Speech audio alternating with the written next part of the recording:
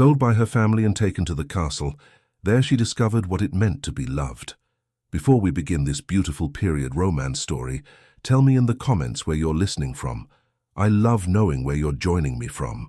The rain had been falling for days, swallowing the little village in mud and silence. Carts stood empty.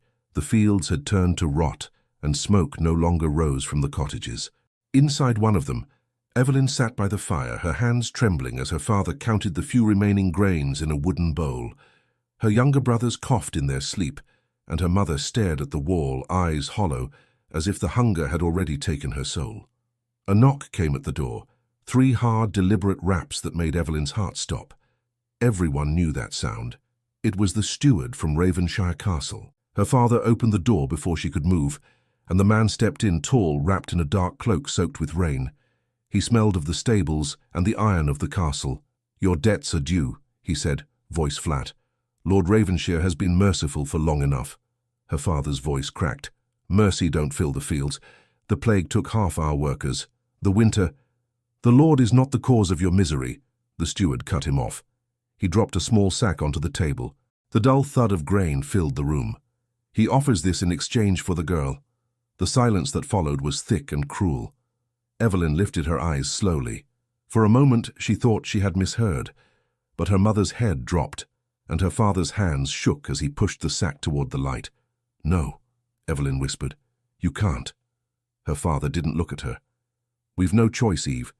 It's this, or the little ones die before morning." Her chest burned. "I'll find work. I'll go to the next town." "No one hires a woman now," the steward said coldly. "Half the villages are gone. The castle needs servants. She'll be fed and clothed. Better than dying here."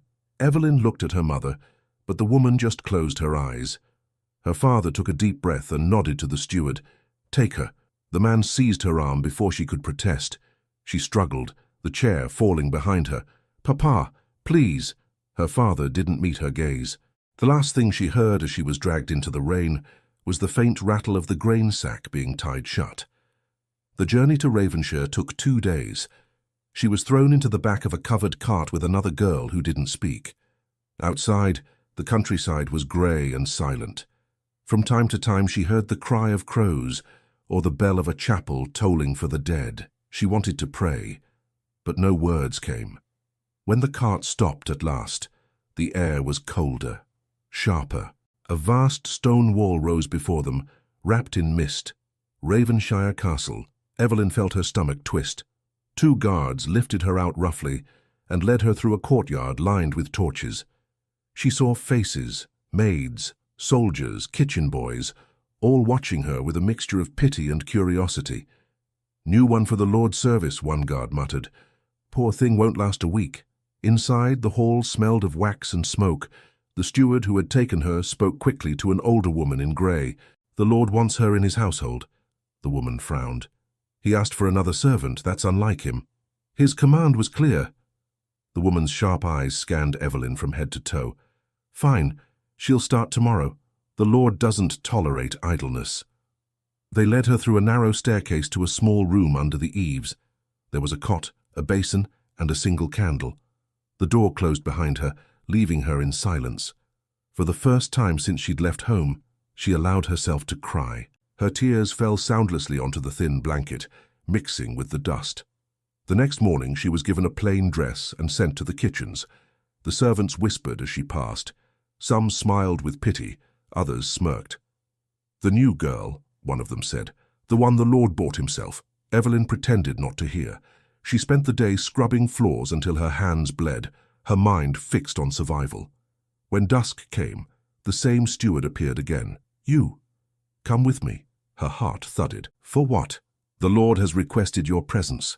She followed him up the grand staircase where portraits of long-dead Ravenshires lined the walls, their painted eyes cold and unkind. They stopped before a massive wooden door. "Do not speak unless spoken to," the steward warned. He knocked once, then pushed it open. The room was dimly lit by the fire. Evelyn's eyes adjusted slowly, and she saw a tall man standing by the window, his back to her. His hair was dark, his shoulders broad, and his presence filled the space like thunder. "Leave us," he said without turning. The steward bowed and slipped out, closing the door behind him. For a long moment, silence. Evelyn stood frozen, her hands clasped tightly. The man turned at last. His face was pale, marked by a thin scar along his temple. His eyes, grey as stone, met hers. "So," he said quietly, "you're the one they sent me." Evelyn swallowed hard. "My lord, I didn't know why I was brought here." "You'll learn soon enough." He studied her in silence, his gaze unreadable. "What's your name?" "Evelyn." He nodded slightly, as if testing the sound. "How old are you?" 17, my lord." "Too young to have known much of mercy," he murmured. "Tell me, Evelyn, do you fear me?" The question caught her off guard. I don't know you, my lord." A faint smile tugged at the corner of his mouth, though it didn't reach his eyes. An honest answer. "Most tremble before I speak." "I'm trembling now," she said softly. That made him turn fully toward the fire. "You'll serve in the upper halls. You'll keep my study in order, attend to my requests, and speak no gossip. Do you understand?" "Yes, my lord." He looked over his shoulder. "If you do your duty, you'll be safe here." Evelyn hesitated. "And if I fail?" His gaze met hers again. "Then the walls will teach you fear." The chill in his voice silenced her. He moved closer, and she could see the fatigue beneath his stern expression. There was something broken there, something heavy. "You may go," he said finally. "Your chamber is at the end of the west corridor. The steward will show you." She curtsied awkwardly and turned to leave, but as her hand touched the door, he spoke again. "Evelyn." She froze. "Do not trust easily," he said, his tone quieter now. "This castle eats the hearts of those who do." She nodded and slipped out into the corridor, her pulse still racing. The next days passed in wary routine. Evelyn rose before dawn, carried trays, polished brass, swept ashes. The castle was a maze of shadows and whispers. Servants spoke in half-truths, their eyes darting to the lord's closed doors. One afternoon, while she dusted the shelves in his study, she heard footsteps behind her. "You missed a spot," a voice said. She turned. It was Lord Ravenshire himself, watching her from the doorway. She dropped the cloth in surprise. "Forgive me, my lord. I didn't mean—" He raised a hand. "You needn't apologize. I only meant to see how you fare." Her pulse quickened. I'm learning, my lord. Do they treat you well?" "Yes," she lied. He tilted his head slightly. "You lie poorly." Evelyn lowered her gaze. "It isn't my place to complain." "Perhaps not," he said. "But if injustice is done, I prefer to hear it from your lips than from rumor." The way he said it made her chest tighten. "Why do you care, my lord? I'm just a servant." He looked past her toward the window. "Because once, someone cared for me when I didn't deserve it." She wanted to ask more, but he turned and left, the sound of his boots echoing down the hall. That night, while she lay awake, she wondered what kind of man he truly was. The feared Lord Ravenshire, whose name kept peasants silent, yet whose eyes spoke of something gentler, something lost. Days blurred into weeks. She began to notice small things, how he always paused before entering the chapel, how his hands trembled slightly when he poured his own wine, how he never joined the others at meals. Then, one evening, the steward appeared again at her door. "The Lord requests you in the great hall," he said. Evelyn followed him down the stairs. The hall was dim, the fire nearly out. Lord Ravenshire stood near the hearth, a parchment in his hand. He looked up as she entered. "I sent for you," he said. "Come closer." She obeyed, her steps echoing in the vast emptiness. "Tell me," he said, "what do people in the village say about me?" Evelyn hesitated. "They say you're cruel, my lord, that no one leaves your service." His eyes hardened for a moment, then softened again. "And what do you believe?" "I don't know," she answered truthfully. "You saved my family from hunger, but you bought me." He set the parchment down slowly. Sometimes mercy and cruelty wear the same face. Before she could answer, a loud clang echoed through the hall, the wind slamming a window open. She startled, and he turned sharply, crossing the room in a stride to close it. For a brief second his sleeve lifted, revealing an old scar along his wrist. When he noticed her gaze, he drew the sleeve down again. "Go to your room," he said quietly. "It's late." She obeyed, though questions burned inside her. Her chamber was small, cold, but that night she couldn't sleep. The wind howled outside, and somewhere in the distance she thought she heard the faint toll of a bell. She sat upright, heart pounding, when a soft sound reached her. Footsteps, slow and heavy, stopping outside her door. The latch moved, the door creaked open, and a tall shadow filled the frame. "Evelyn," a deep voice said from the darkness. Evelyn froze. The fire from the hallway cast the Lord's shadow long across her bed. Her breath caught, but he didn't move closer. For a moment, the only sound was the wind rattling the window panes. "My lord?" she whispered. He stepped into the room, closing the door behind him. "I didn't mean to startle you," he said, his voice low. "I couldn't sleep." She stood, clutching the blanket to her chest. "Why are you here?" He hesitated before answering. "I heard you crying earlier." Her cheeks burned. "You shouldn't have." "I live in a house made of stone," he said, "but sound travels, especially sorrow." She didn't know what to say. He looked tired, as if he hadn't slept in days. For the first time she noticed the shadows under his eyes and the stiffness in his movements. "I wanted to be sure you weren't mistreated," he continued. "I'm fine, my lord." His gaze searched hers, testing her words. "Fine," he repeated quietly. "That word means nothing in this place." She held her breath. He looked around the small room. The thin blanket, the cracked basin, the flickering candle. "This chamber is unfit for anyone," he said. "Tomorrow I'll have you moved closer to the servants' hall." "That's not necessary," she said quickly. "I don't wish to trouble you." He looked almost amused. "You think I would be troubled by a bed?" Her heart pounded. "I think you have greater things to think of, my lord." A faint smile appeared and vanished again. "Perhaps I do. But for tonight, rest. Fear has a way of growing in the dark." She nodded, unable to speak. He turned toward the door, but before leaving, he looked back once more. "Evelyn," he said softly, "you may speak to me freely should you ever need to." And then he was gone, leaving only the echo of his footsteps and the slow fading of the candle flame. The next morning she was given a new room, brighter and closer to the main corridor. The maids noticed immediately. One of them, a plump woman named Hilda, gave her a knowing look. "Seems the Lord's taken a liking to you," she said with a smirk. "That's not true," Evelyn replied quickly. "Careful, girl. Around here, what people believe matters more than what's true." By noon, the whispers had begun. They followed her through the halls, curling like smoke. She kept her head down, cleaning, carrying, pretending not to hear. Yet every time she turned, someone was watching her. When she passed near the courtyard, she heard two guards talking. "The Lord's changed since the new girl arrived," one said. "Changed? Don't be a fool. No one changes in that castle. They just grow colder." Still, that evening, when she served him his meal, she felt his eyes linger on her hands as she placed the tray on the table. "Sit," he said suddenly. She froze. "My lord?" "I said sit."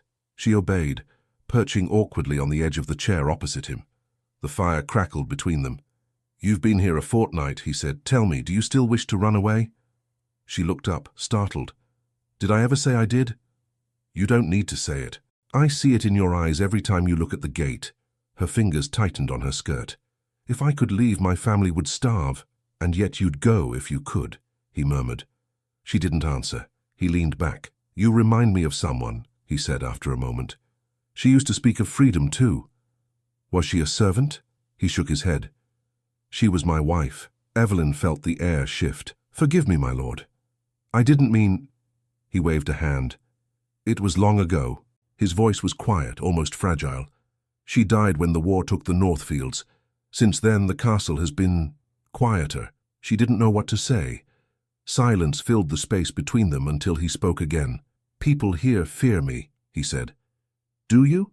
Her first instinct was to lie, but his eyes demanded truth. "Sometimes," she said. He nodded slowly. "Good. Fear is honest.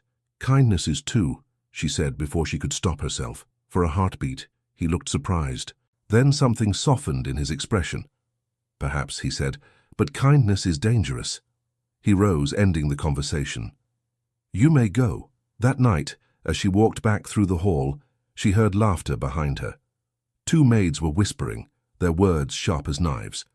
"She dines with him now," one said. "How convenient." Evelyn turned and faced them. "You're mistaken," she said firmly. "Of course," the other replied. "Mistaken. That's what they all say. She walked away before the tears could fall. The next day brought a storm. The castle trembled under the wind, and the corridors darkened early.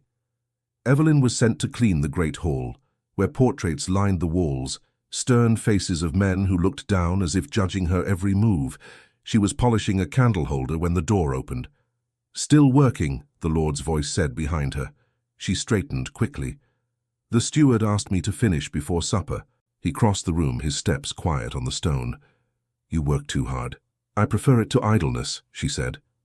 He stopped beside her. "Tell me, Evelyn, what would you do if you were free?" She glanced at him, uncertain. "I would go home. Find my brothers. Plant something. Something. Anything that grows," she said. "I used to believe things could grow anywhere if given care." He looked at her then. Really looked.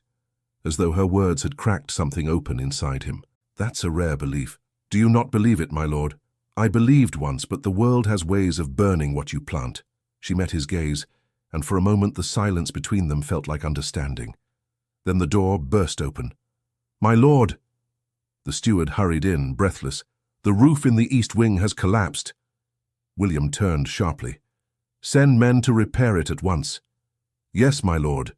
The steward bowed and left. William turned back to Evelyn. "Go to your chamber. The storm's worsening." She nodded and left, though her heart was still pounding. That night thunder shook the castle. She couldn't sleep. When she rose to close the window, she saw light from the study below. Against her better judgment, she crept down the stairs.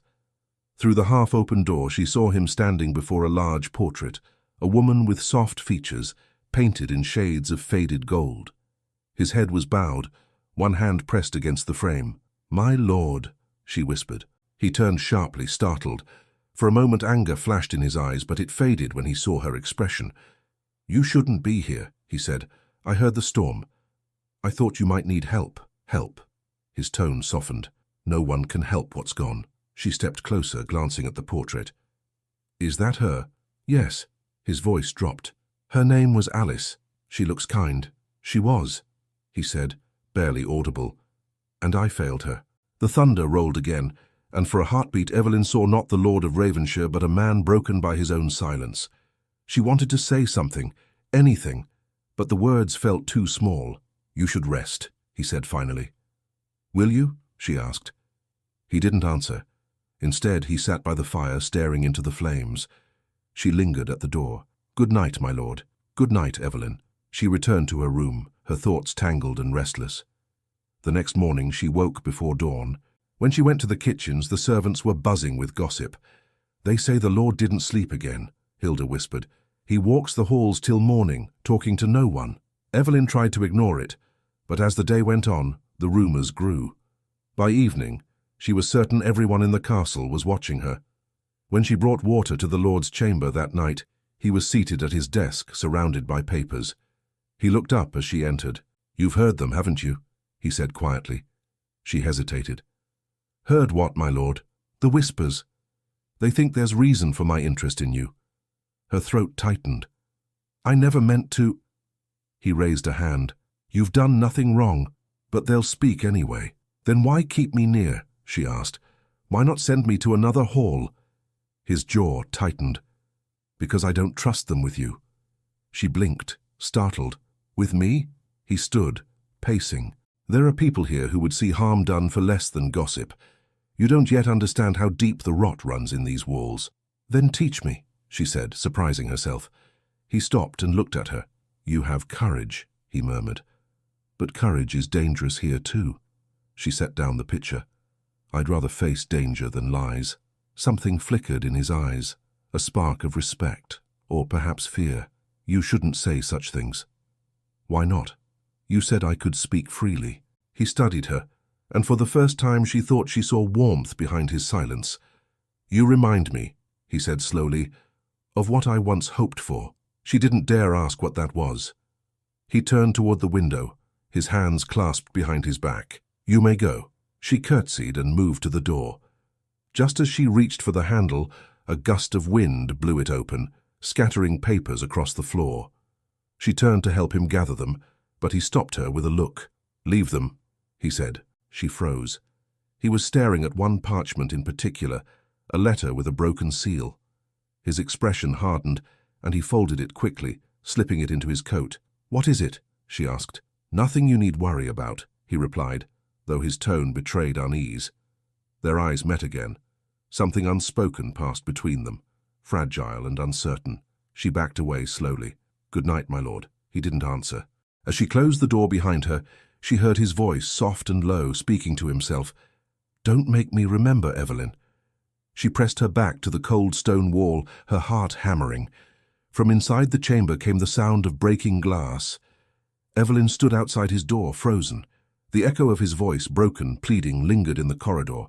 She pressed her hand to her chest, uncertain whether to go back or flee. The servant's footsteps echoed in the distance, so she slipped quietly toward her room, her thoughts tangled with fear and pity.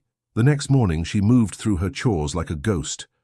The castle buzzed with new rumors. Some claimed the lord had thrown a goblet against the wall. Others whispered he had gone mad, haunted by his dead wife. Evelyn said nothing, though the sound of that cry still clung to her like a secret. By noon, the steward found her in the kitchen. "The lord requests your presence," he said sharply. Her heart jumped. "Now?" "Now." The corridors seemed colder as she followed him. When they reached the lord's study, the steward bowed and left her alone at the door. She hesitated, then knocked softly. "Enter," came his voice. He stood by the fire again, pale but calm, dressed in dark velvet. The shattered glass from the night before had been cleared away. His eyes, though tired, met hers steadily. "You heard me last night," he said without preamble. She swallowed hard. "Yes, my lord." "I spoke a name." "Yes." "Do you know who she was?" "Your wife," Evelyn said quietly. He nodded once, then looked back at the fire. "Alice. She died 10 years ago this winter." Evelyn's voice was gentle. "I'm sorry." "Sorry." He said it like it was a foreign word. "I've heard that so often it's lost meaning. Pity is a soft thing. It doesn't rebuild what's been broken." "I didn't mean pity," she said. "Only I understand loss." That made him turn. "What have you lost, Evelyn?" She hesitated. "My family's love, I suppose. They traded me for food." He blinked, as if realizing something he hadn't considered. "Yes," he said slowly. "You did not come here by choice." "No one asked if I wished it," she said. "But I suppose hunger makes beasts of people." He regarded her for a long moment. "And yet you don't seem broken." "Maybe I am," she said softly. "Just not where you can see." The firelight flickered between them. Then, unexpectedly, he said, "Sit." She obeyed. He poured wine into 2 cups and handed one to her. She hesitated. "It's not poison," he said, almost amused. "I didn't think it was." He watched her sip. "Tell me something, Evelyn. Do you hate your father?" Her throat tightened. "I don't know. Some days, yes. Some days, I miss him." "Strange," he murmured. "To miss what hurt you. Maybe it's the memory that's kinder than the truth." He looked at her with something that might have been admiration or sorrow. "You speak like someone twice your age." "I've lived more than I wanted to." A silence settled between them, not cold, but heavy with understanding. At last he said, "You may go, but keep this conversation between us." She nodded and left, though her thoughts followed her all the way back to the servants' quarters. That evening, as she scrubbed the floor of the great hall, 2 kitchen maids whispered nearby. "They say the Lord's been meeting her in private," one said. "She must be clever to charm him so soon," the other replied. Evelyn pretended not to hear, but their words dug deep. Later, when she went to fetch water, she found Hilda waiting by the well. "You'd best be careful," Hilda warned. "The castle's tongues are sharper than the Lord's sword." "I've done nothing wrong." "Right and wrong don't matter. Envy does." Evelyn lifted the bucket. "Then let them envy." She walked away before Hilda could answer, though her pulse throbbed in her ears. The next days passed with tension hanging over the castle like smoke. Lord Ravenshire rarely left his study, yet whenever he appeared, his eyes seemed to search for her. Once, in the corridor, he passed so close their hands almost brushed. She felt the warmth of him long after he'd gone. Then, one afternoon, as she carried linens through the courtyard, an older soldier stopped her. His face was weathered, his left arm bound in a sling. "You're the new servant," he said. She nodded cautiously. "Yes." He leaned on his cane. "Do you know why he keeps to himself, our lord?" "I've heard stories," she said. "None of them sound kind." The soldier chuckled dryly. "They never are. I served with him once, in the border wars. He wasn't cruel then, just proud, young, foolish. But he came back different. Because of his wife." The old man shook his head. "Because of what he did after she died. The battle ended, but he stayed. Buried every man with his own hands. Never spoke for 3 months after that. When he returned, he said he'd never kneel to another soul again." Evelyn's breath caught. "That's not cruelty." "No," the man said, "but it can look like it." She thanked him and continued on, her thoughts spinning. That night, thunder rolled again across the hills. A messenger arrived at the gate, soaked and pale, bringing news from the capital. Evelyn didn't hear what it was, but the tension spread quickly, guards moving faster, servants whispering more quietly. Near midnight, she was sent to deliver fresh candles to the Lord's chamber. She knocked, and his voice answered, low and strained. "Come." He stood by the desk, a letter open in his hand. His jaw was tight. "Bad news, my lord." He looked up, then folded the letter sharply. "Nothing that concerns you. Forgive me." He exhaled and rubbed his temple. "No, I shouldn't have snapped. The Crown has demanded new levies, more men for the war in the south, more taxes, always more." Evelyn hesitated. "Will you go to war again?" "No," he said flatly. "Let the young die for a cause that means nothing. I've buried enough names." Something in his tone made her step closer. "You carry more sorrow than any man I've met." He gave a small, bitter smile. "Sorrow is a companion that never leaves." "Then maybe it's time to let it rest." He looked at her sharply. "And how would you know how to rest it?" "I don't," she admitted. "But I'd like to learn." For a moment, neither spoke. Then quietly, he said, "Evelyn, when you speak, I almost believe in peace again." Her heart stuttered. "I didn't mean to." "Don't apologize." He turned away, voice rough. "You remind me of what I lost. That's not your fault." She placed the candles on the table and started for the door, but his voice stopped her. "Wait." She turned back. He reached into his coat and pulled out a folded piece of parchment. "This is a list of the villages suffering famine. The steward will take supplies in the morning. See that the stores are ready." "Yes, my lord." "Good," he said, but his eyes lingered on her. "You may go." When she left, she could still feel his gaze on her back. The next day she worked from dawn to dusk, gathering goods from the cellar, grain, cloth, oil. As she carried the last bundle through the courtyard, she saw him speaking with the steward near the gate. He wore a dark cloak, rain dripping from the hem. "Is the cart ready?" he asked. "Yes, my lord," the steward replied, "but the roads are dangerous." "Then I'll ride with them." Evelyn stepped forward. "You, my lord? Alone?" He turned to her, surprised. "Do you doubt I can?" "No," she said quickly. "Only the people should see that their lord cares, not risks himself." He looked at her for a long moment, then gave a faint smile. "Perhaps you're right." He handed the reins to the steward. "Go without me. Tell them it's from Ravenshire." When he passed her on his way back inside, he murmured, "You speak boldly, Evelyn." She lowered her head. "Forgive me. Never apologize for truth," he said, and walked away. Later that evening, as the rain beat against the windows, she sat by the kitchen hearth, too restless to eat.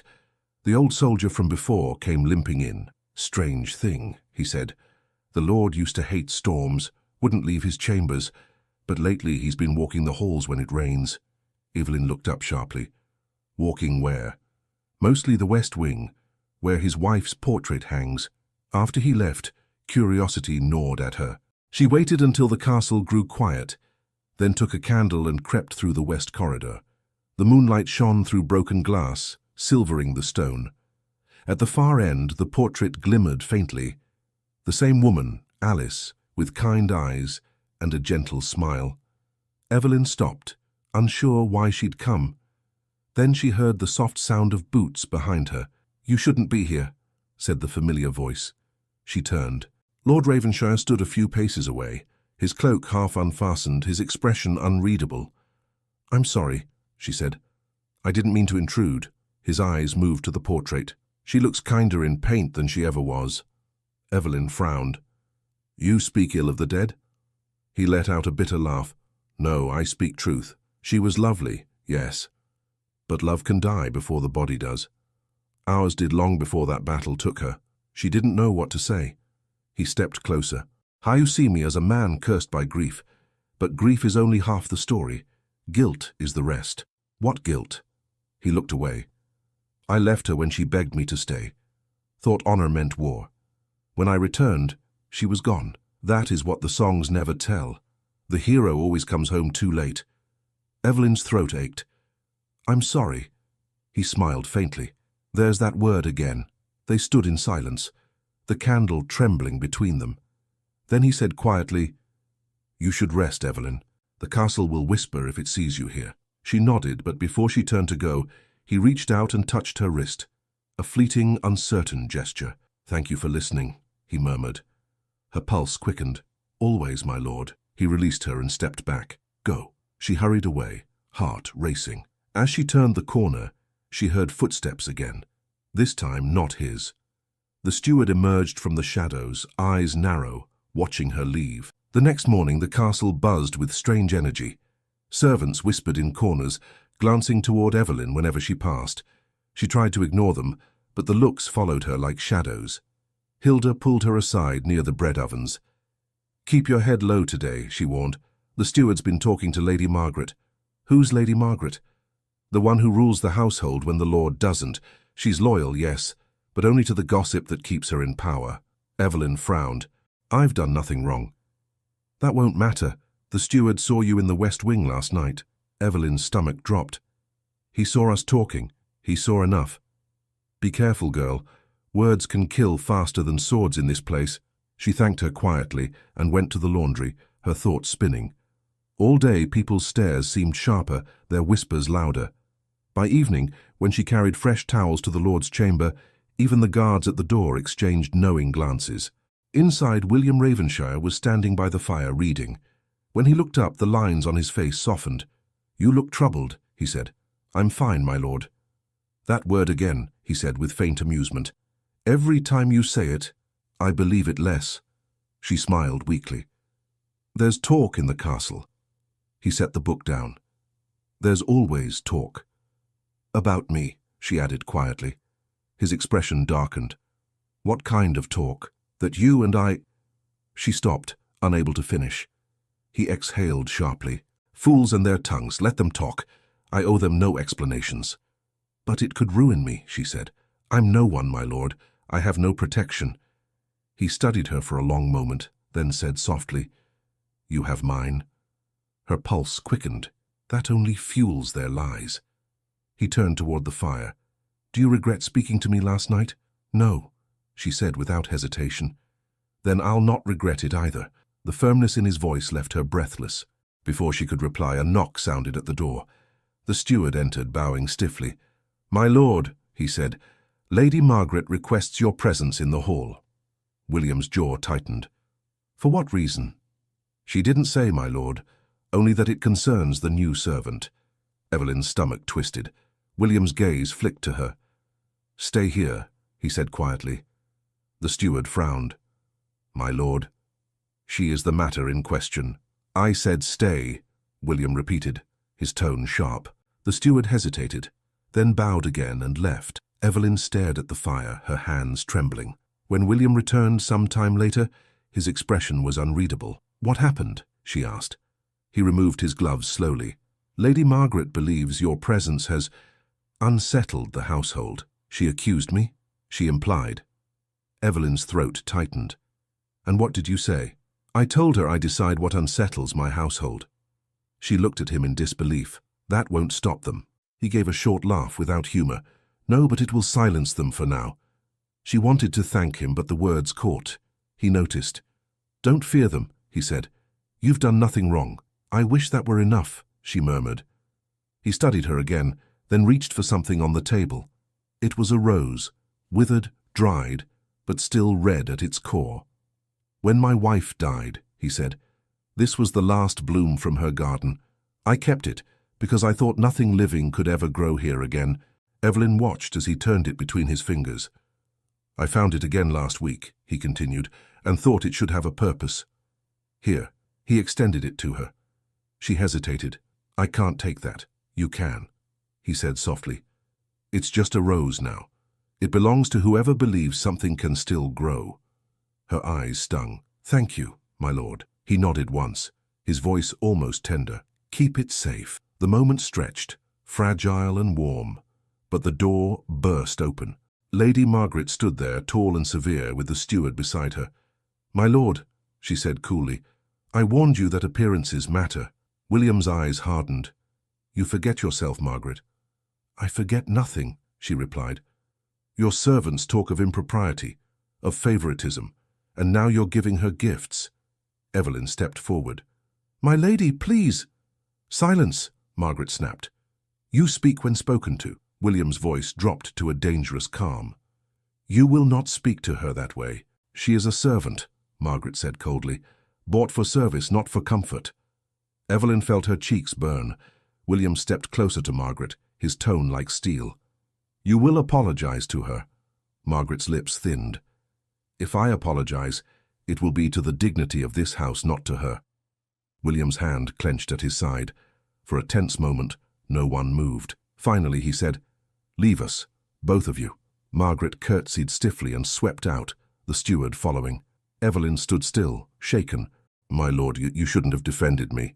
I'll defend who I please. But she won't forget it, she said. You've humiliated her. He gave a faint, bitter smile. Then I suppose we share that talent. The tension broke, and for a heartbeat she laughed despite herself. His eyes softened.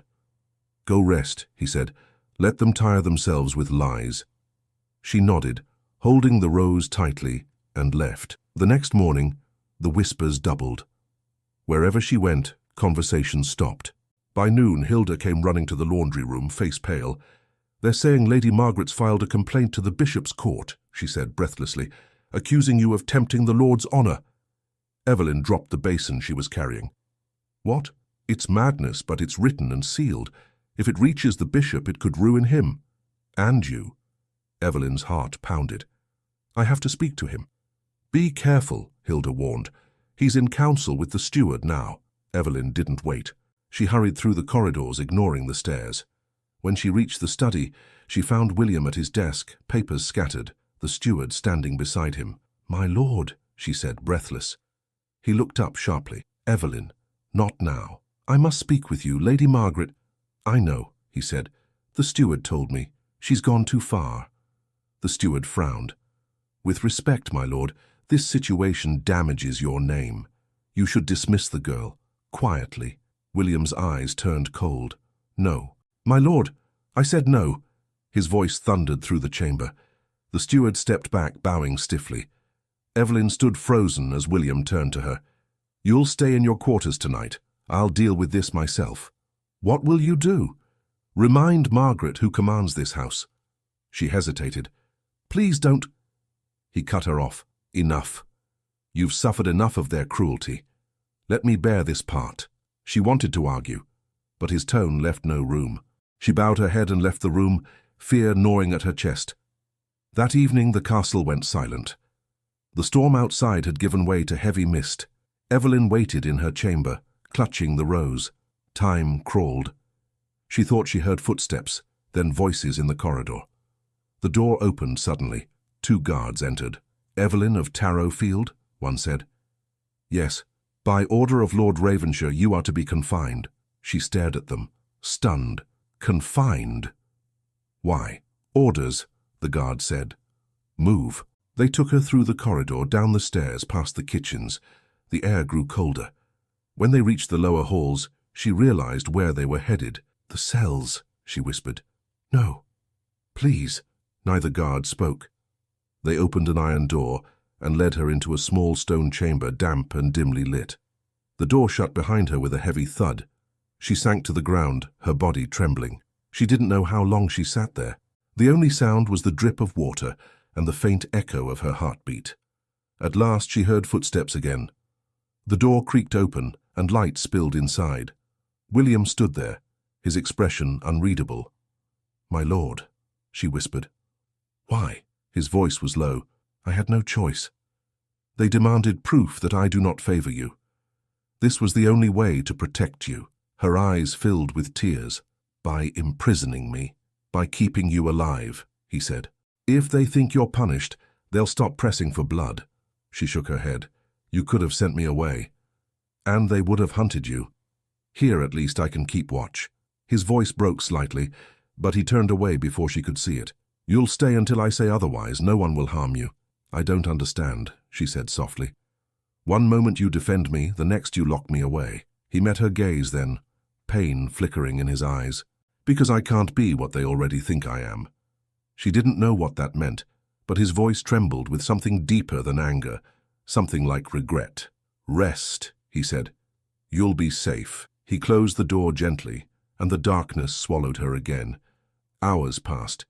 Evelyn sat against the wall, exhausted, her hands wrapped around the rose. She thought of the villagers, of her father, of everything she'd lost. Then she thought of William, his quiet kindness, his contradictions, his loneliness. When the footsteps returned, she expected guards, but it was him again. He stepped inside, carrying a lantern and a blanket. "You shouldn't be here," she whispered. "I couldn't leave you like this." He laid the blanket beside her. "Forgive me." She shook her head.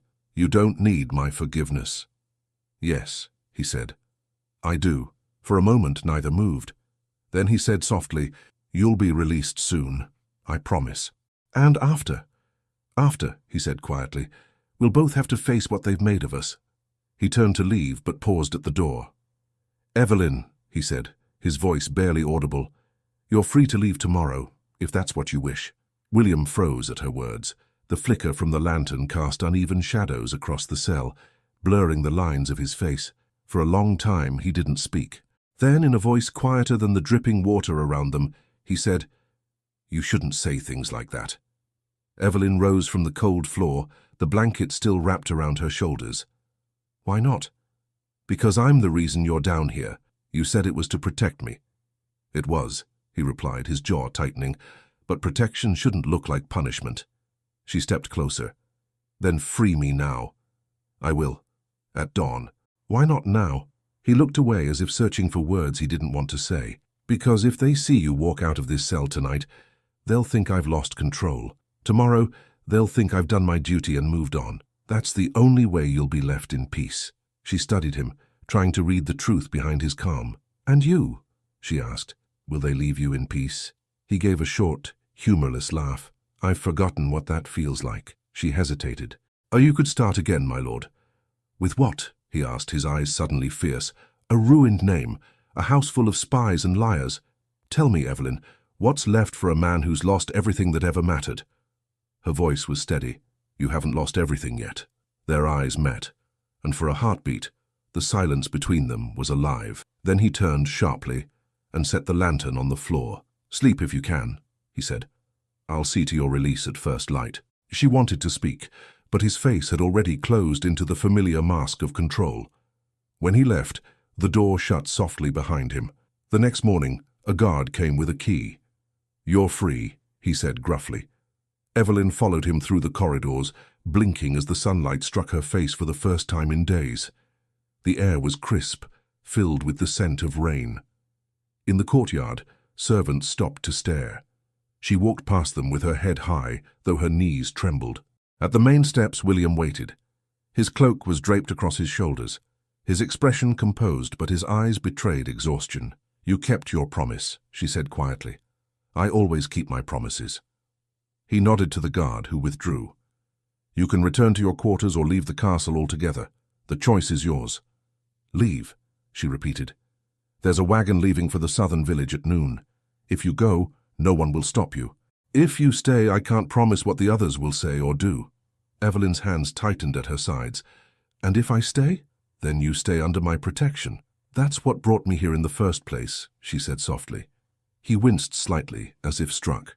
"You're right." Neither spoke for a long moment. Then he said, "Think about it. You have until midday." She turned to go, but his voice stopped her again.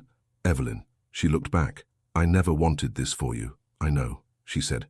"But maybe it's what was meant to happen." His gaze lingered on her as she disappeared into the castle halls. Hours passed. She wandered through the corridors, each one filled with memory. The corner where they'd first spoken, the hall where he'd given her the rose. When she reached her small chamber, the dried bloom still rested on the windowsill. She touched it gently, tracing the brittle petals. "Maybe I'm a fool," she murmured to herself. The door opened behind her. Hilda stepped in, her expression anxious. "You're free," she whispered. "Thank heavens." Evelyn turned. "How did you know?" "Everyone knows. The Lord's temper's cooled, but Lady Margaret's not finished. She's furious. Says your release proves he's bewitched." Evelyn frowned. "What will she do?" "Whatever she must to make you both pay." Evelyn took a breath. "Then I can't stay hidden. Where will you go?" "To him," she said simply. Hilda grabbed her arm. "Girl, don't. You'll only make it worse." "Maybe, but running won't change what's already been said." Before Hilda could stop her, Evelyn slipped out and made her way to the library. The heavy door was ajar. Inside, William sat at the table, head bowed over a pile of documents. "My lord," she said softly. He looked up, surprised. "You're supposed to be deciding." "I have." He set down his quill. "And? I'm not leaving." He stared at her, disbelief flashing across his face. "You understand what that means?" "Yes. It means I'm tired of letting other people decide my fate." "Evelyn, I was sold once," she said, her voice trembling. "I won't sell myself again for peace that doesn't exist." He rose from his chair slowly. "You'll be hated for it." "I've already been hated," she said. "At least this time I'll choose the reason." Something broke in his composure. He stepped closer, then stopped, his voice low. "Do you even know what you're saying?" "Yes, I know exactly what I'm saying." The silence that followed was heavy, charged. His hands flexed at his sides as if fighting something unseen. Finally he said, "You'll need a new assignment then. The others won't tolerate you in the kitchens anymore." "I'll do whatever's needed," she said. He studied her face, then nodded. "You'll serve in the archives. It's quiet there." "Is that your way of hiding me?" she asked gently. "It's my way of keeping you safe." She smiled faintly. "You keep doing that?" His lips curved slightly. "Bad habit." Days turned into a rhythm again. Evelyn worked among the shelves of old scrolls and maps, far from the whispers. Occasionally William would visit to review records. He always came with the same measured calm, but his eyes softened whenever he saw her. One afternoon, as she dusted a row of ledgers, she heard voices outside the door, Lady Margaret and the steward. "You think I can't see what's happening?" Margaret hissed. "He's protecting her." "Careful," the steward warned. "He's still your lord." "For now," she said coldly. "But the crown doesn't look kindly on impropriety. If she remains, his enemies will have reason to destroy him." Evelyn's breath caught. She waited until their footsteps faded, then ran down the corridor to the courtyard. William was there, speaking with the old soldier. "My lord," she said breathlessly, "they mean to ruin you. Lady Margaret's planning something." He dismissed the soldier with a nod. "Tell me." "She'll appeal to the crown. She wants you accused of dishonor, of breaking the vow of your title." His jaw tightened. "And what will she claim? That you've taken me as your—" She stopped, her face burning. He stepped closer. "Say it. That you've taken me as your mistress." He let out a sharp breath. "So that's their weapon. You have to stop her," Evelyn said. He smiled bitterly. "By denying it. She'd twist my words before they reached the city gates." "Then let me go," she said quickly.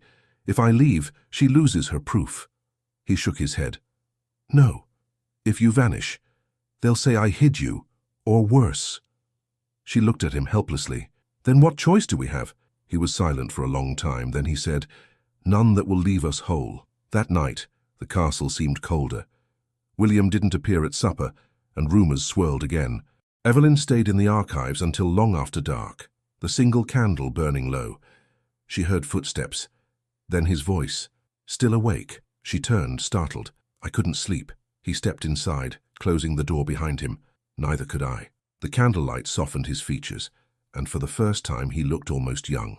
"You shouldn't be here," she said, though her voice lacked conviction. "Probably not," he said.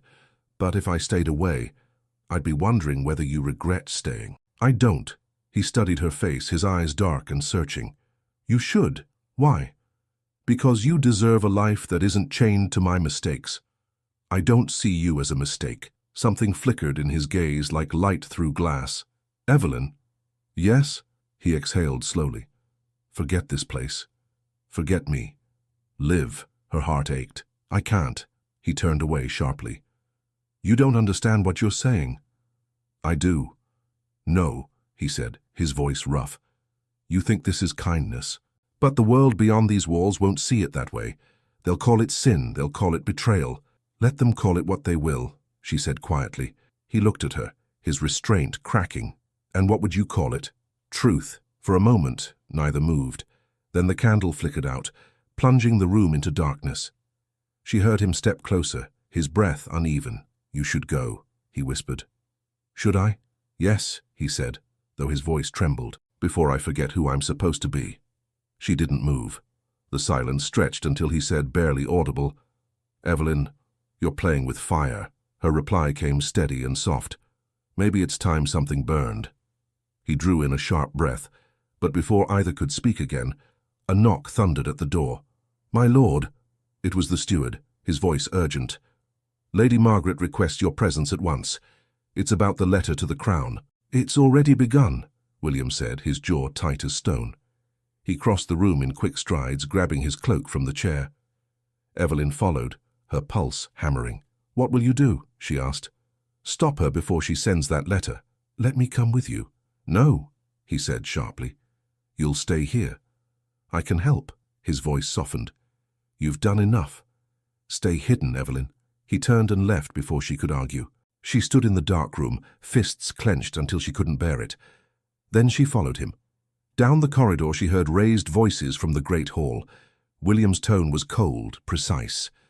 Lady Margaret's rang shrill in reply. Evelyn crept closer, pressing herself against the wall. You've overstepped your place, William said. My place? Margaret's laugh was brittle. Someone has to protect this house's name while you ruin it. I've ruined nothing. You've taken a servant into your favor, my lord. Do you think the Crown will see mercy in that or sin? She's done nothing wrong, he said. Then why lock her away like a thief? Why hide her in shadows? Evelyn's stomach twisted. Margaret knew everything. William stepped closer, his voice dropped. You speak of honor while you spread filth. Do not mistake my patience for weakness. Margaret's tone turned icy. And do not mistake your title for safety. That letter is already sealed. By dawn, the messenger will be on the road to London. Evelyn gasped quietly. William froze. You wouldn't. I would, she said, smiling faintly. For the good of Ravenshire. He moved toward her, but the steward stepped between them. My lord, she's acting within her rights. The Crown will decide. William's glare could have burned through steel. You think the King's court cares for truth? They care for scandal. They'll strip this estate bare before they ever listen. Margaret's chin lifted. Then perhaps Ravenshire should fall to a worthier name. For a heartbeat, no one spoke. Then William said, low and steady, You'll regret this. Margaret turned on her heel and swept out of the hall. The steward followed, his expression grim. When William saw Evelyn in the shadows, his eyes widened. I told you to stay away. I couldn't, she said. What will happen now? He exhaled slowly. If that letter reaches the Crown, I'll be summoned. They'll accuse me of misconduct. They'll take the lands. And me? His eyes darkened. They'll call you a temptress, a liar. And they'll make sure you vanish quietly. Evelyn's heart raced. Then we have to stop it. He looked at her, the firelight catching the weariness in his face. There's only one road out tonight, and Margaret's guards will be watching it. Then we'll go another way. He stared at her, torn between disbelief and admiration. You're serious. Completely, she said. Tell me what to do. William hesitated, then pulled on his gloves. Fine, the messenger leaves from the east gate before dawn. We'll intercept him at the bridge. We? I won't send you alone. They slipped through the corridors like shadows. Outside, the night was bitter and wet. The horses snorted as William untied them. Do you know how to ride? He asked. Barely. Then hold tight. They rode into the darkness, the wind whipping at their cloaks. The road curved through fields glistening with frost. For a while neither spoke. Only the pounding of hooves filled the night. At last Evelyn said, Why risk everything for me? He didn't answer at first. Then he said, "Because when I look at you, I remember who I was before I stopped believing in good things." Her throat tightened. "You shouldn't say that." "Why?" "Because it makes it harder to leave if we fail." He looked at her briefly, eyes unreadable. "Then we won't fail." They reached the bridge just as dawn brushed the horizon. In the distance, a lone rider approached, Margaret's messenger. William dismounted and drew his hood low. "Stay back," he whispered. The rider slowed at the sight of him. "Who goes there?"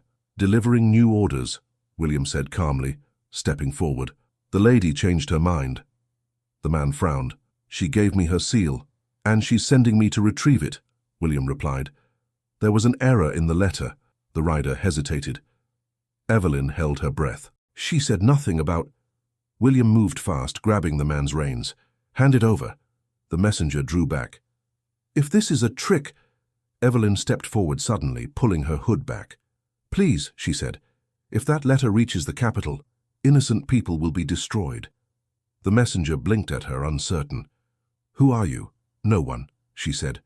"Just someone begging you to do the right thing." Something in her voice broke through his hesitation. He reached into his coat and pulled out the sealed envelope. "Take it then. I want no part in your lord's quarrels."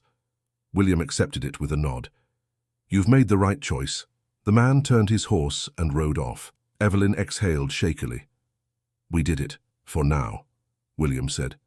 He looked at the letter in his hand, the wax seal glinting red. "Margaret won't stop. She'll send another." "Then burn it," Evelyn said. He hesitated. "If I do, I destroy the only evidence that might prove her treachery." "Then hide it." He nodded slowly. "Yes, somewhere she'll never think to look." They rode back as the sun rose over the hills. By the time they reached the castle, the courtyard was already alive with servants. William handed the reins to a stable boy. "Say nothing of our return," he ordered. "Yes, my lord." He turned to Evelyn. "Go to your chamber. Act as if you've been there all night." "And you?" "I'll deal with Margaret." She hesitated. "Be careful." His lips curved faintly. "Always." She watched him disappear into the hall, the letter still hidden beneath his cloak. Later that morning, the castle trembled with tension. Lady Margaret stormed through the corridors, shouting for her messenger. When she found him missing, her fury echoed through every stone wall. Evelyn stayed silent, scrubbing floors with the other maids. Hilda whispered in her ear, "The lord's in a rage." Locked himself in the library with the steward. "Do they know?" "No one knows anything," Hilda said. "But everyone's afraid." As dusk fell, William called for Evelyn. She entered the library and found him standing by the fire, the letter gone. "It's hidden," he said. "For now, she's powerless." "Where did you put it?" "Somewhere even I might forget," he said with a faint smile. Then his expression darkened. "But she won't let it rest. She'll look for another way." "Then we'll be ready," Evelyn said. He looked at her, and for the first time in days his voice softened. "You say we, as if you truly belong here." "Don't I?" He hesitated. "You shouldn't. But yes, perhaps you do." The words hung in the air like something dangerous. Evelyn's heart thudded. "My lord—" He cut her off gently. "William, when it's just us, you may call me William." She hesitated, then whispered, "William." His eyes closed briefly, as if the sound of his name hurt and healed all at once. "You make it sound human again." "Because you are," she said. Before he could reply, the door burst open. Lady Margaret stood there, pale with fury, flanked by guards. "My lord," she said, her voice trembling with anger, "you've betrayed me." "I could say the same," he replied coolly. "You intercepted my messenger. Your messenger carried slander. You defy me in my own hall," she cried. He took a step forward. "This is my hall, my land, my name." Margaret's face twisted.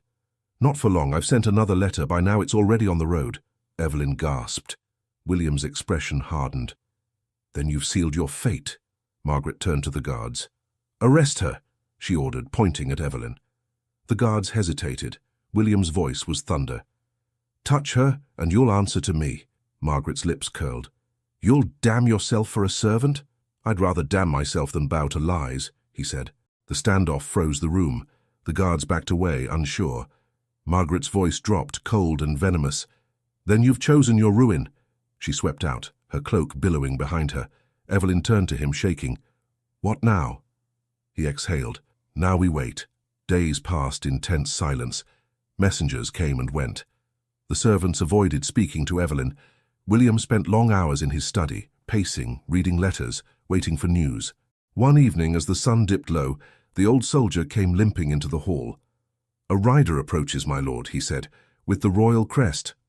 William stood still for a moment, then looked toward Evelyn. "It seems our waiting is over." She stepped forward. "Will they take you?" His voice was quiet. "If they believe her lies, yes." "And me?" "They'll take you too." The soldier hesitated. "Shall I bar the gates, my lord?"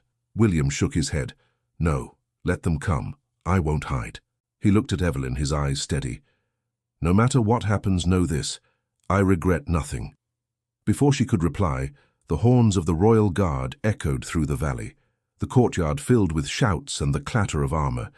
Torches flickered as riders in royal colors dismounted and spread across the stones. Evelyn's heart pounded as she stood beside William at the top of the steps. The captain of the guard stepped forward, his voice loud and official. "Lord William Ravenshire, by order of His Majesty's Council, you are charged with defiance of the crown and withholding property of the realm. You will come with us at once." William's expression didn't change.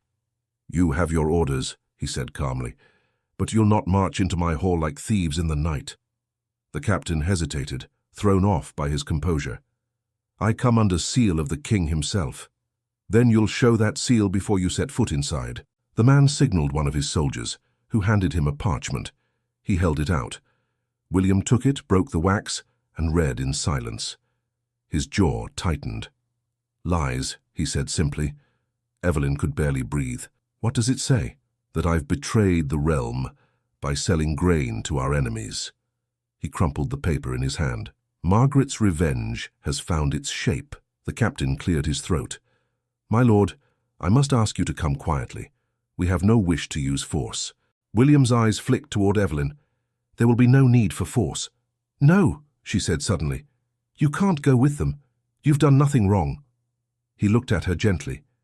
"If I resist, they'll burn the castle and hang half my men. I won't give them that excuse." The guard stepped closer. Evelyn's hands trembled. "Then let me come with you." William shook his head. "You must stay. They'll need someone to speak when I can't." "But that's an order," he said quietly. "Trust me once more." He turned to the captain. "Give me 1 hour to settle my affairs." The captain hesitated, then nodded. "At dawn, we ride." When they left, Evelyn followed William inside, her voice barely steady. "There must be something we can do." "There is," he said, walking quickly toward his study. "But it's dangerous." "What is it?" He opened a drawer and took out a bundle of papers bound with twine. "Proof that the treachery Margaret accused me of wasn't mine. It was my brother's." "You have a brother?" "I had," he said grimly. "He vanished years ago after forging my seal on trade letters. I thought he was dead. Now I think Margaret found his records and used them to trap me." "Then this clears you," she said. "Not if it stays here. The crown will never believe me without witness." "Then I'll go," she said instantly. "I'll take it to the city." He turned sharply. "No, the roads are watched. You'd be caught before the 2nd mile. Then who will take it?" He looked at her, his eyes full of conflict. "I don't know, but someone must." A knock sounded at the door. The old soldier entered, bowing stiffly. "My lord, I've served you long enough to know trouble when I see it. Tell me what needs done." William handed him the papers. "These must reach the Bishop of Ely before the crown's men do. Can you ride?" The old man smiled faintly. "I've got one good leg left. It'll do." Evelyn stepped forward. "You'll need help. Let me go with you." William's hand closed around her arm. "You'll do no such thing." "I can keep records, speak to the bishop, tell him what happened." "I said no." She met his gaze stubbornly.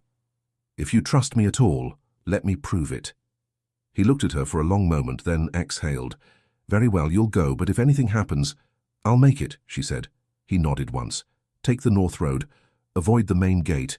Leave before dawn." The old soldier saluted. "Aye, my lord." When they were gone, William stood still, staring into the fire. Evelyn lingered by the door. "You shouldn't have agreed," he said quietly. "I couldn't let you face this alone. You've already risked too much." She shook her head. "If it saves you, it's worth it." He moved closer, the firelight catching in his eyes. "You speak as if my life means something beyond this place." "It does," she said. "To me." His breath caught, and for a heartbeat, the distance between them vanished. Then he turned away. "Go, before I change my mind." She left quickly, heart racing. By dawn, the castle courtyard was filled with soldiers. William stood by his horse, cloak whipping in the wind. Evelyn watched from the shadows as he mounted. Their eyes met once. He gave a small nod. No smile, just a quiet promise. The gates opened, and he rode out surrounded by guards. The sound of hooves faded into the mist. Hilda appeared beside Evelyn. "Where's he going?" "To face the king's men," Evelyn whispered. "And I'm going to stop it." Hilda's eyes widened. "You'll be killed if they catch you. Then they'll have to catch me first." By mid-morning, Evelyn and the old soldier slipped through a side gate, their horses light and fast. The road wound through the forest, thick with fog. "Keep your hood up," the soldier warned. "The less you're seen, the better." They rode for hours, stopping only to water the horses. When they reached the crossroads, the soldier pointed north. "Ely's that way, 2 days' ride if we're lucky." "Then we ride till dark," Evelyn said. That night, they camped near a stream. The soldier built a small fire. "You care for him, don't you?" he asked suddenly. Evelyn froze. "He's my lord." The old man chuckled softly. "That's not what I asked." She looked into the flames. "He's more than what people say he is. He's kind, even when he doesn't want to be." "That kind of man's worth saving," the soldier said. "Rest. Tomorrow will test us both." They rose before dawn. The wind bit at their faces as they rode north. At midday, a patrol of riders appeared on the horizon. "Royal colours," the soldier muttered. Off the road, they darted into the trees just in time. The patrol thundered past, unaware. Evelyn pressed her back to a tree, heart pounding. "Too close," the soldier said, when the noise faded. "They're looking for us." "Then we're on the right path," she said. They rode again until the spires of Ely appeared faintly through the fog. Relief flooded her chest, until they reached the gates and saw the royal crest hanging there. "The crown's already here," the soldier whispered. Evelyn's stomach dropped. "Then we'll find another way in." They circled to the east wall, where the cathedral's garden stretched along the river. A low gate stood unguarded. Evelyn slipped through, clutching the bundle of papers. Inside the courtyard, monks tended to the grounds, their hoods low. One looked up as she approached. "Child, are you lost?" "I need to see the bishop," she said. "It's urgent." He studied her, then nodded toward the cloisters. "Follow the inner path." She hurried through the arches until she reached a large door. 2 guards stood outside. The soldier caught up with her, breathing hard. "Let me speak." He handed the guard a coin. "For a good cause," he said. "The bishop expects us." The guard hesitated, then stepped aside. "Be quick." Inside, the bishop sat at a desk, quill in hand. His eyes were pale and sharp. "What business brings you here?" Evelyn stepped forward, holding out the bundle. "This. Proof that Lord Ravenshire was framed. Please, you must see it before the Crown does." The bishop took the papers, scanning them. His brow furrowed. "Forged seals. Trade contracts." "My word." "It was his brother," she said quickly. "Lord William is innocent." The bishop looked at her intently. "And who are you to know this?" "Someone who believes the truth still matters." He hesitated, then nodded slowly. "Very well, I'll read these myself. If they are what you claim, I'll send word to the council immediately." Relief surged through her. "Thank you." But before he could answer, a voice shouted outside. "Search every room! They're here!" Evelyn turned to the window. Soldiers filled the courtyard. Margaret's men, not the king's. The bishop stood quickly. "You must leave, now!" The old soldier grabbed her arm. "Back through the garden!" They ran, dodging through the cloisters. Arrows clattered off the stone. Evelyn clutched the bishop's written note of witness as they escaped through the side gate. By dusk they reached the hills overlooking Ravenshire. Smoke rose from the chimneys. "They've brought him back," the soldier said grimly. "But as a prisoner." Evelyn's throat tightened. "Then we'll free him." "You can't storm a castle guarded by the king's men," he said. Then I'll walk through the gate, she replied. They won't hurt a servant. He stared at her, then nodded slowly. You've more courage than sense, girl. But I'll not stop you. That night, Evelyn approached the castle under the cover of darkness. She slipped through a servant's entrance and crept into the main hall. The sound of chains echoed faintly from below. 2 guards stood at the dungeon door. She waited until they moved to fetch wine, then darted inside. William sat against the wall, his hands bound, his face pale but steady. When he saw her, disbelief flashed across his features. Evelyn? How? She knelt beside him, holding up the bishop's note. Proof. The bishop believes you. We just have to get this to the royal envoy. He shook his head. You shouldn't be here. Too late. She began working at the knots on his wrists. Once we reach the stables, the old soldier's waiting. We'll be gone before dawn. He caught her hands.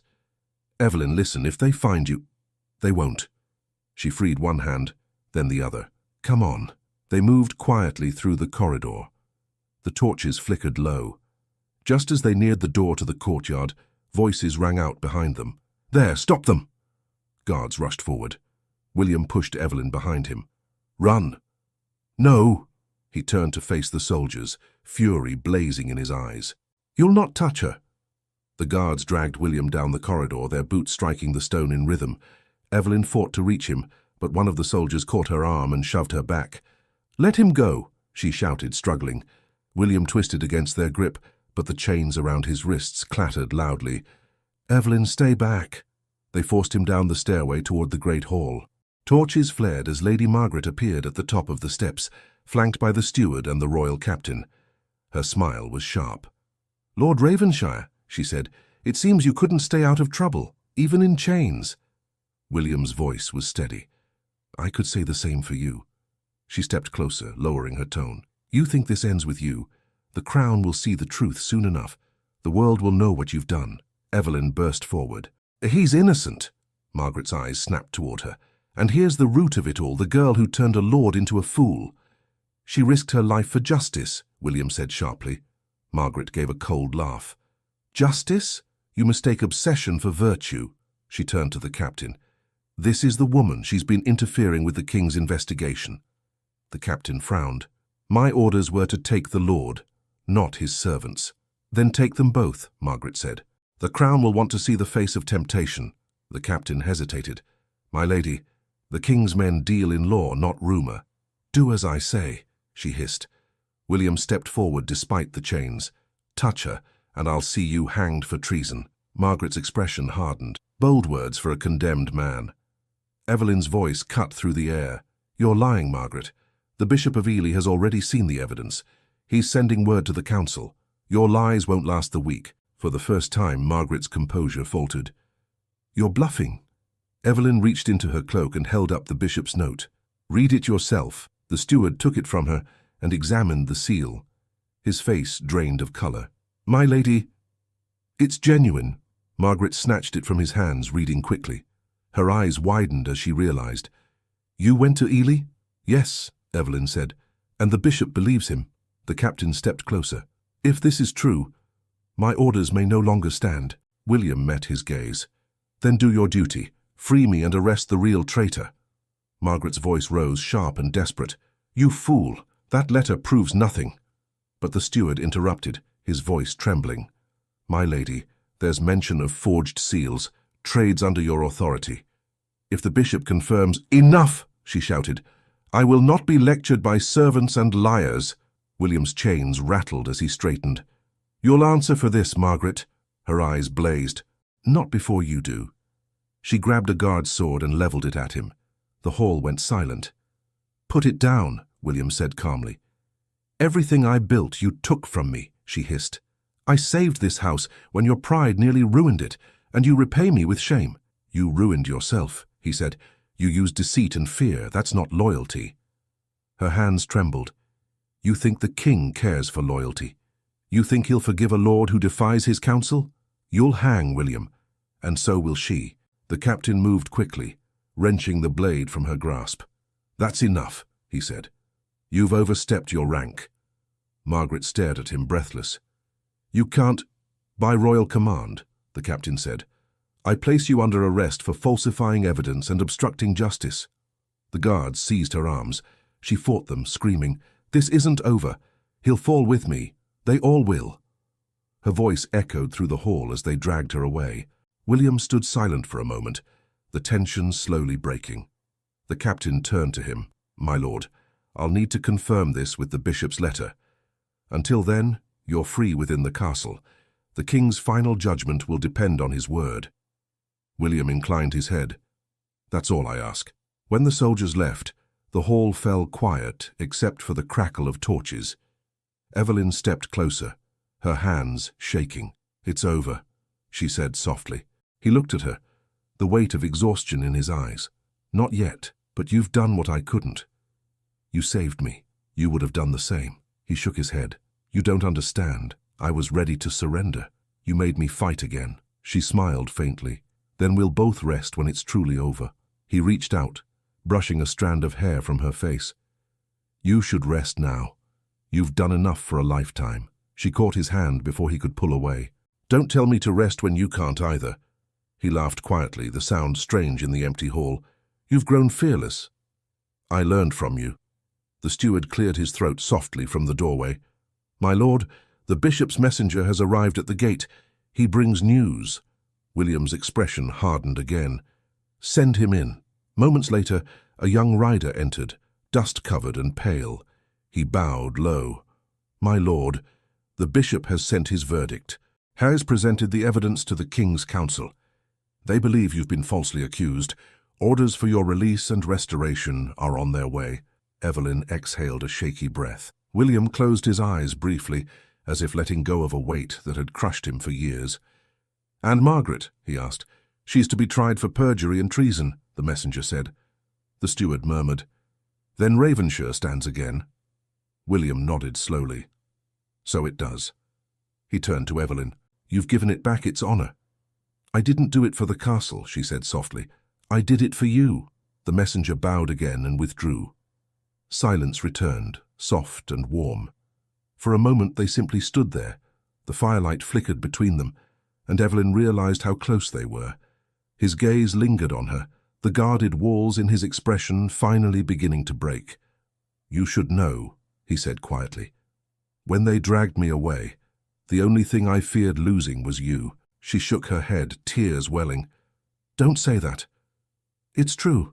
If you say it now, I'll start believing you mean it." He smiled faintly. "And what would be so terrible about that?" "Everything," she whispered. "Because I'd never want to leave." His hand rose, hovering near her cheek. "Then don't." The door opened suddenly. The steward stepped in again, flustered. "Forgive me, my lord, but the council's representative has arrived to confirm your innocence." William nodded. "Prepare the hall." Evelyn turned away quickly, wiping her eyes. "You should face them alone." He caught her hand. "You're part of this story now. You'll stand with me." She hesitated, but his grip was steady, warm. "All right," she said. The great hall filled once more. The royal envoy entered, a tall man in dark robes carrying the king's seal. "Lord Ravenshire," he announced, "by the order of His Majesty and the testimony of the Bishop of Ely, you are cleared of all charges. The Crown recognizes your loyalty and service." William bowed his head. "I serve as I always have." The envoy turned to Evelyn. "And you are the witness who delivered the evidence?" She nodded, uneasy. "Yes, my lord." "Then know this," the envoy said. "Your courage preserved a noble house from ruin. The Crown will hear of it." "Thank you," she said quietly. When he left, applause rippled softly through the gathered servants. For the first time in months, Ravenshire's walls seemed to breathe again. William turned to her, smiling faintly. "It's done. It feels unreal," she whispered. "Real enough to start again." He offered his arm, and she took it. Together they walked toward the great doors. The dawn light spilled through, painting the floor in gold. In the courtyard the guards bowed as they passed. The air smelled of spring rain.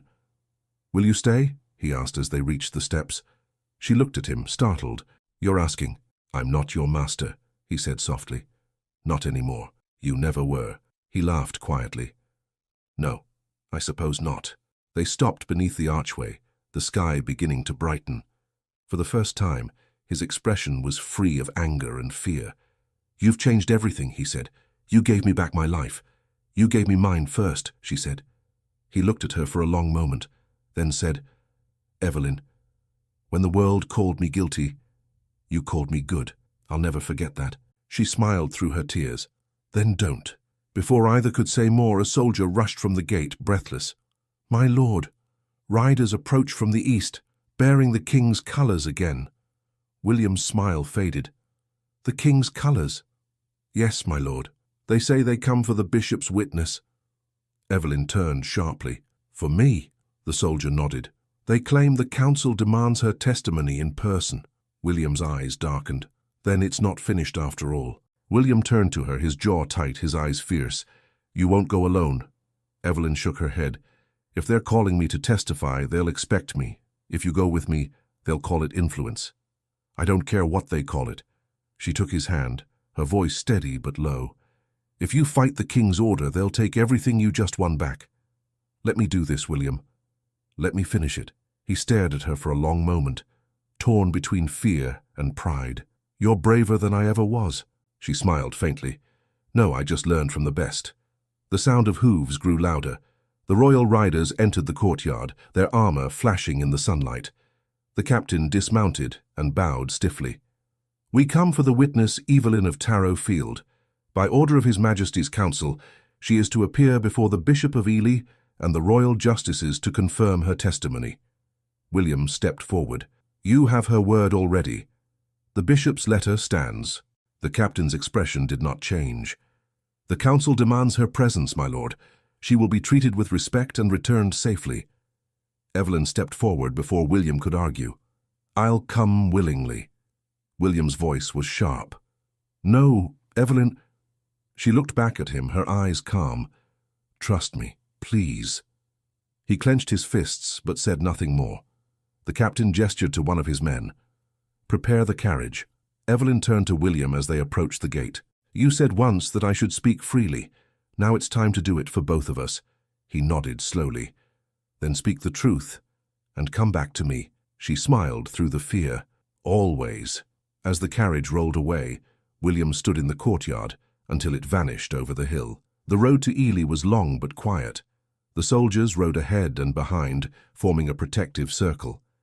Evelyn sat near the window, watching the trees flash by. Every turn of the wheels brought her closer to the city, to judgment, or to freedom. When they reached the cathedral grounds, the bishop himself waited at the steps. His face was kind, but grave. "You've done a great thing, child," he said softly as he helped her down. "But the council is divided. Some still believe the lady's lies. You'll need to be strong." "I've been afraid before," Evelyn said. "I know what to do with fear." Inside, the council chamber smelled of wax and parchment. 12 men sat behind a long table, their robes gleaming in the morning light. Evelyn stood before them, her hands folded. One of the justices leaned forward. "You are the witness known as Evelyn of Tarrow Field." "Yes, my lord." "You claim to have discovered forged documents that prove Lord Ravenshire's innocence?" "I don't claim it," she said clearly. "I brought them here myself." Another justice lifted a page. "And how did a servant girl come by such evidence?" "I found them while serving in his house," she said. "They were hidden among trade ledgers under the name of his brother. When I realized what they meant, I went to the bishop." A murmur ran through the chamber. One man frowned. "You risked your life for this, Lord. Why?" Evelyn met his eyes without flinching. "Because he's an honest man. Because truth shouldn't depend on birth or power." A silence followed. Then the eldest of the council spoke. "You speak boldly for one of your station." "I was sold by my family for a sack of grain," she said, her voice trembling but strong. "I learned early that silence feeds the powerful. I will not be silent again." The words echoed in the vaulted chamber. Even the scribes paused in their writing. The bishop nodded approvingly. "Her courage is clear. I can vouch for her testimony and for the authenticity of the documents she delivered." The eldest justice turned to his peers. They whispered among themselves, their faces unreadable. Finally, he looked at her again. "You may step back while we deliberate." Evelyn bowed slightly and followed the bishop into the antechamber. He poured her water, his hands gentle. "You've done all that was asked. Will it be enough?" she asked. He sighed. "Justice moves slower than faith, but your words carried weight." Hours passed before the doors opened again. The council's messenger called for her. She walked back into the chamber, her pulse loud in her ears. The eldest justice rose. Evelyn of Tarrow Field, this council finds your testimony truthful and your evidence sound. The charges against Lord Ravenshire are dismissed. His lands and titles are hereby restored. Relief flooded her so swiftly she nearly swayed. The bishop steadied her arm. The justice continued. Furthermore, by His Majesty's will, you are granted safe passage and protection under the Crown's seal for services rendered to the realm. Evelyn bowed her head, tears stinging her eyes. Thank you, my lord. You've done England a service, the man said. You may return to Ravenshire as a free woman. Those last words struck deep. For the first time in her life, she truly was free. When she stepped out of the cathedral, the sunlight felt different, warmer, lighter. The captain of the Royal Guard waited beside the carriage. Your testimony has ended, my lady. She blinked at the title. I'm no lady. He smiled faintly. The court may see it differently now. The road home seemed shorter. She watched the fields roll by, the wind stirring her hair. Every mile brought her closer to the place where everything had begun, and where perhaps it could begin again. By dusk, Ravenshire's towers rose in the distance. The gates opened as the carriage approached, and William was waiting at the steps.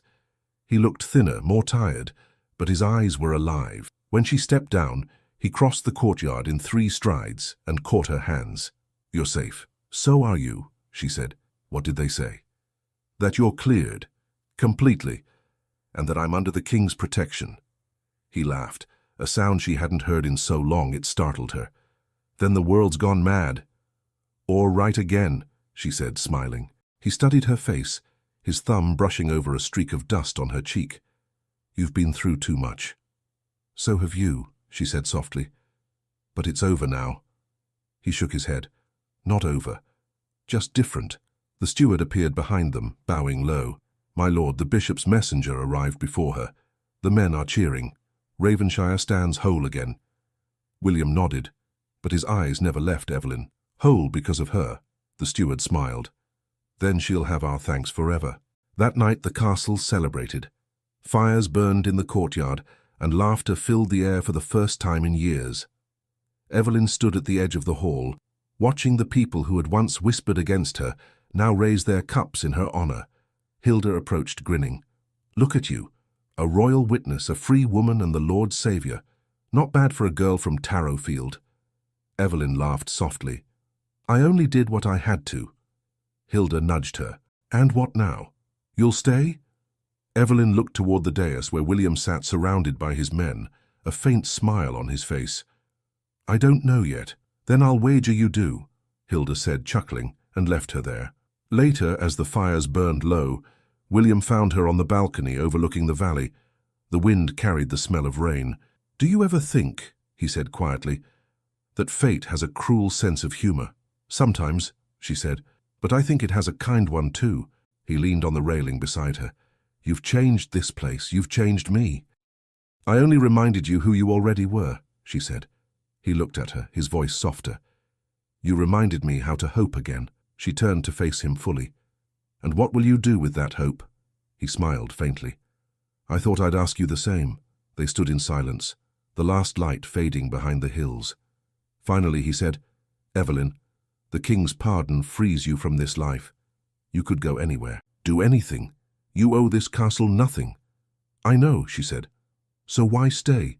Because this is where I found my voice, she said simply, and because someone here still needs me. He took a slow breath, as if her words were something fragile he didn't dare touch.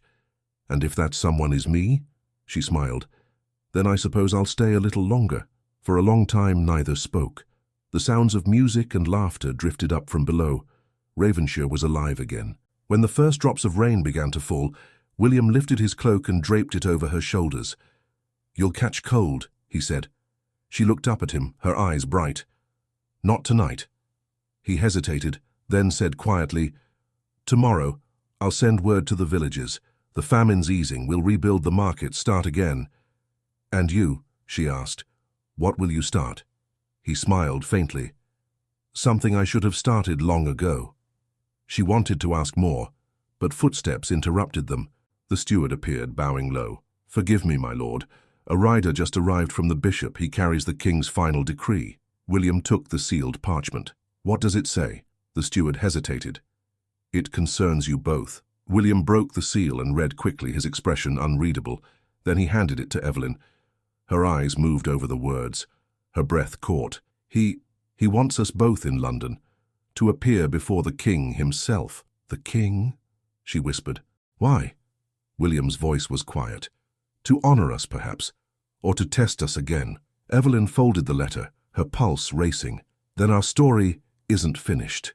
"No," William said, his gaze steady on hers. "It's only changing." She looked toward the horizon, where dawn began to edge the clouds in gold. "Do you think it will ever truly be over?" "Only when we decide it is," he said. They stood side by side, the wind soft around them, the future uncertain but brightening with the coming day. There were no chains now, no whispers, no fear, only the quiet promise of what came next. The journey to London began at dawn.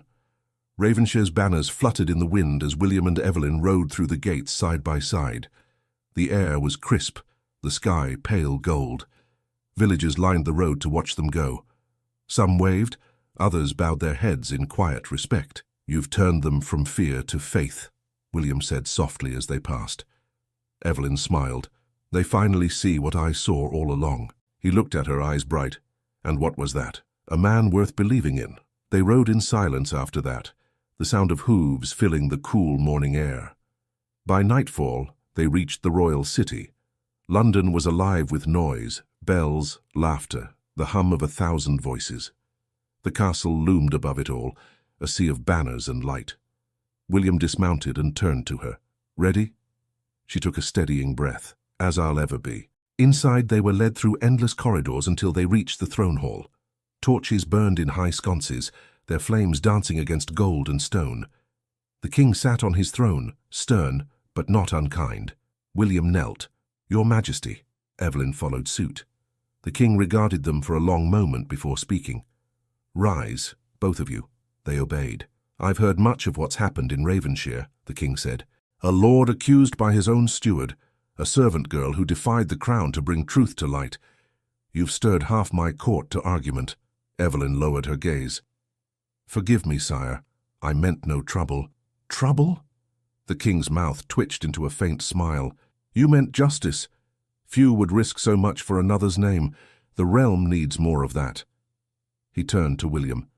"And you, Lord Ravensshire, you've endured disgrace, imprisonment, and loss, yet you stand here unbowed. What do you intend to do with the life that's been returned to you?" William hesitated, then said quietly, "To use it well, Your Majesty, to lead with honor, and to protect those who taught me its meaning." The king studied him for a moment, then looked between them. "It seems to me that you owe each other something beyond gratitude." Evelyn's breath caught. "Sire, I may be a king, but I'm not blind. There's affection between you, a bond forged by trial." William glanced at her. "Your Majesty," the king raised a hand, "I'm not here to forbid it. The old laws would, but I've seen enough to know worth doesn't always wear a title.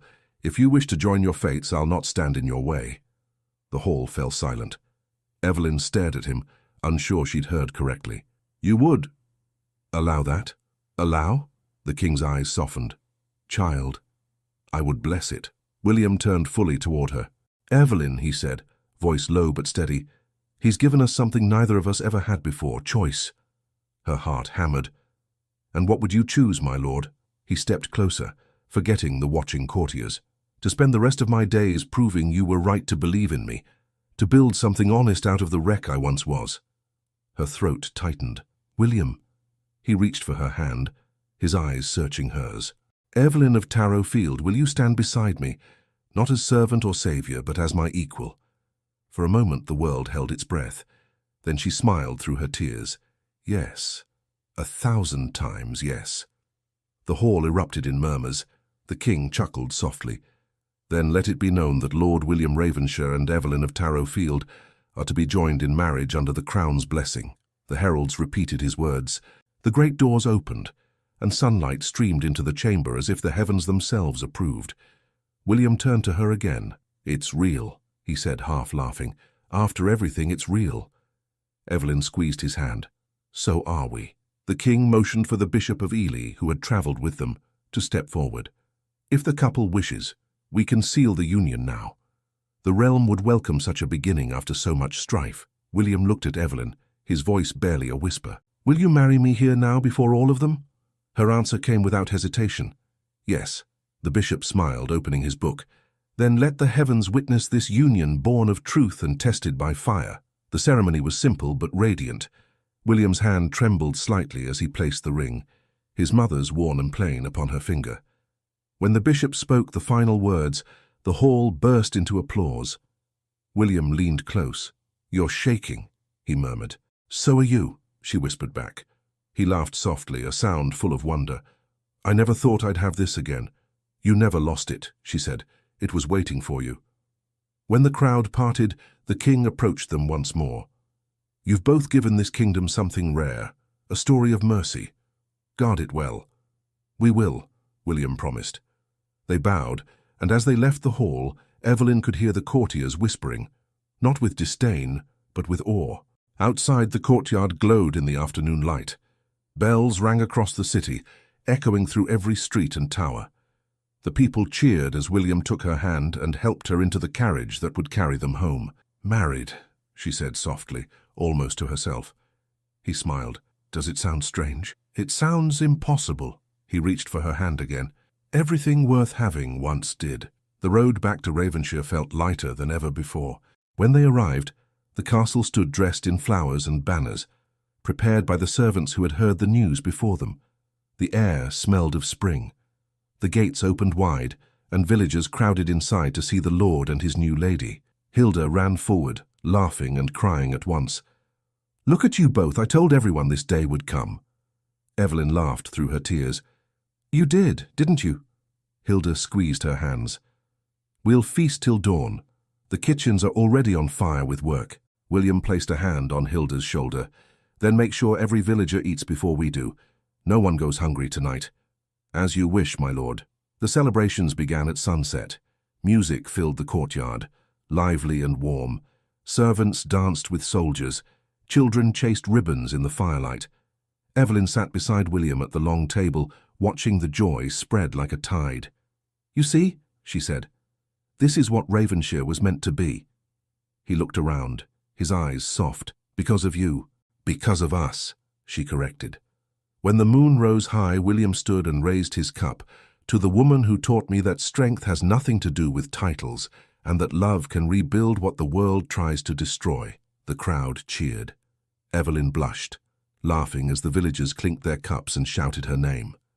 Later, when the fires burned low and the music faded, William took her hand and led her toward the gardens. The night was cool, the air filled with the scent of wet grass and roses newly planted. Do you remember this place? He asked. How could I forget? It's where you gave me the rose. He smiled. The one that didn't bloom. It did, she said, looking at him. It just needed time. He reached into his coat and pulled something from inside. A small bloom, fresh and red, glowing in the moonlight. This one grew from that same stem, he said. I thought it might be yours again. Her eyes filled. It's beautiful. So are you, he whispered. The words hung between them, simple and true. Say it again, she said softly. He stepped closer. You're beautiful, Evelyn Ravenshire. She laughed, a soft, breathless sound. That's the first time you've called me that, and the last name I'll ever want to say. The moonlight shimmered on the water as he kissed her. It was gentle at first, then deeper, full of all the unspoken years between them. The world around them faded. The war, the whispers, the pain. There was only this moment, quiet and alive. When they finally broke apart, she leaned her forehead against his chest. What happens now? He wrapped his arms around her. Now we build. We heal. We live. And love, she asked. He smiled against her hair.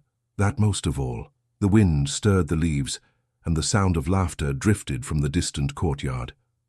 The stars stretched wide above them, endless and clear. Evelyn lifted her face, meeting his eyes. We were both prisoners once, she said. Now look at us. Free, he murmured. Completely free. She took his hand, and together they walked back toward the castle, where candles still burned in the windows like 1,000 promises.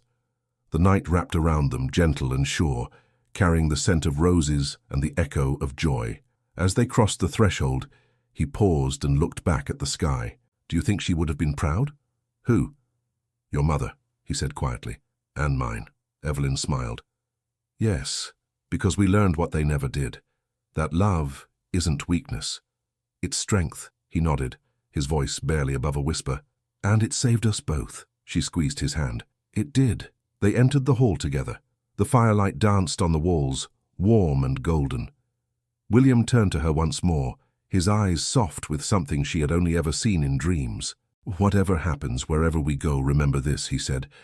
"You were never bought, Evelyn, you were found." Her voice trembled with emotion. "And loved." "Yes," he said, drawing her close. "And loved." The doors closed behind them, shutting out the night, sealing the promise that had carried them through every trial.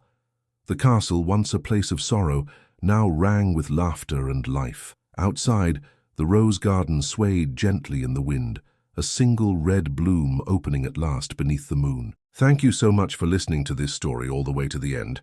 We hope it moved you as much as it moved us while telling it. We'd love to hear your thoughts. Leave us a comment telling us where you're listening from and what you liked the most. Rate this story from 0 to 10. What score would you give it? If you enjoyed this story, don't forget to subscribe to the channel and leave a like as a show of support. That really motivates us to keep creating and sharing more stories full of emotion and life lessons. And before we go, we want to remind you that an exciting and heartwarming story recommendation will appear on the final screen. If you'd like to enjoy it, just click on the video. Thank you once again for being here, and we'll see you in the next story.